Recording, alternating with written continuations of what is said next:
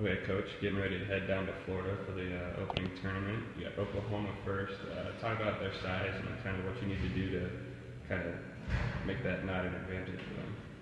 You know, with going into this first game and not having film or, you know, we can't scout ahead of time, we're going to have to allow our girls to get in there and hopefully one time around kind of get a feel for what they're going to do. But, you know, they're a bigger team. They're going to run a 6-2, it sounds like. So we're thinking that they're going to be more pin dominant and not maybe running the middle as much. But we won't know until we get there. Yeah, I think this tournament we're playing 3 very good teams, 3 very big teams.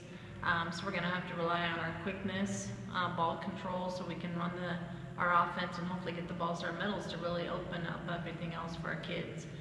It'll be a test for sure. It's going to be a test to see where we're at as a volleyball team from an offensive standpoint to a defensive standpoint. And, you know, I'm sure after this weekend we'll need to tweak some things and definitely get better at a lot of things. But, you know, there's 2 things that are happening this preseason. You know, we're playing some really big teams, which is going to challenge us in some different ways, and it's going to make us have to be more of a ball control defensive team. And then we're going to play some smaller teams once we get into conference, and can we make that change to adjust to the style of plays?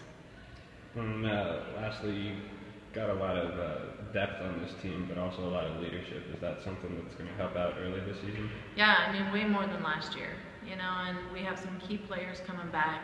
I think we have a great group of girls who have stepped up as leaders. You know, I think we have a handful of those kids, which is always important, and now we just have to go and put it all together. And, you know, you don't get tested and measured until you go play somebody else. And in the gym now, we know what we do, you know, on both sides of the net. Now we need to go play someone else who doesn't always know what we're going to do. Well, thanks. Yep.